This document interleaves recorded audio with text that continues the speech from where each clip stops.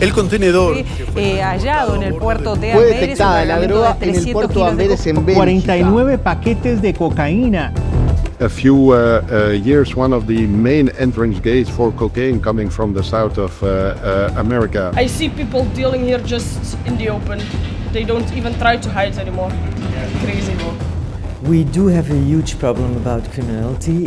We have a lot of people who try to get drugs out of the harbor. It's alarming. It's easier to get drugs delivered than a pizza. Faster, really. It's the coke capital of Europe, so there's always drugs around, but I mean, it's up to individual people if you indulge in that or not.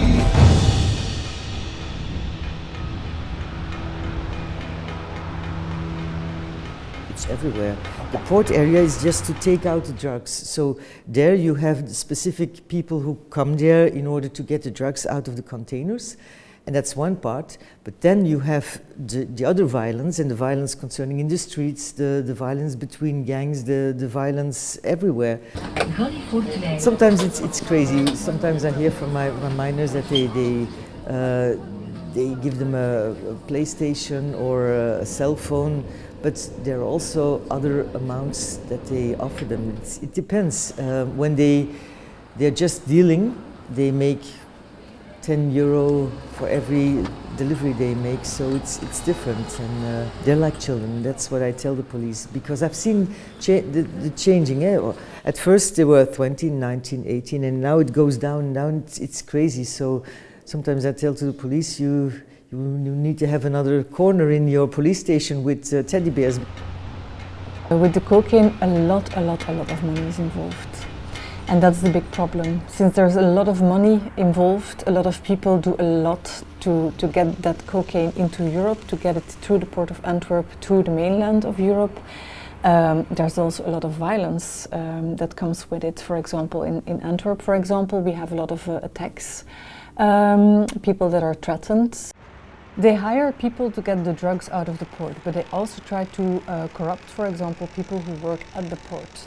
And it means that if somebody doesn't want to do anymore what they want, they start to threaten that person. And that's the kind of violence we see in Antwerp. And so a lot of the violence in Antwerp is really related to the presence of the port of Antwerp. Well, it's not only poor people using drugs, it's also more the rich people, like big lawyers, it's a bit everywhere. It's a bit in the culture, I think, last years, more and more, because it's so easy to get. It's like everywhere. If you should go one night out in a bar, or it's everywhere. I just see it that they shake their hands, they talk for 2 seconds, they walk another way. You have to be stupid to not see. And the thing is, it's like full of cameras here, and still happens every day, again and again, always the same people.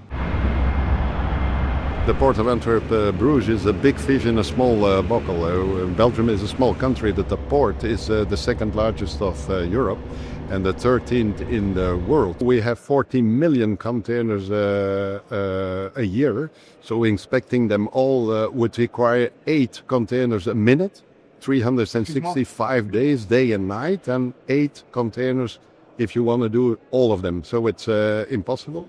But we are targeting the ones coming from South America, of course, and there we do 10-15%. Are we winning the battle? No, we are doing well, so we are making life much more difficult for the criminal organizations, but they will find another way to bring their products to the customer.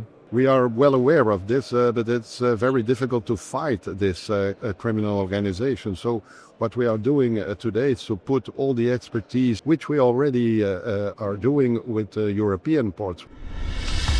It's true that we already see signs of criminal networks trying to infiltrate in public and private sectors, that we see them using more and more violence, that we see them trying to take over some territories. But we're not a narco state. We don't have a government that is influenced or impacted by criminal networks. That doesn't mean that we need to do whatever we can to fight organized crime. We will never be able to solve the problem completely. Only if everybody stops using cocaine, it will be solved. The problem is also there's a lot of people using it in Europe. And as long as people want it and they are willing to pay €50 a gram, the problem will continue.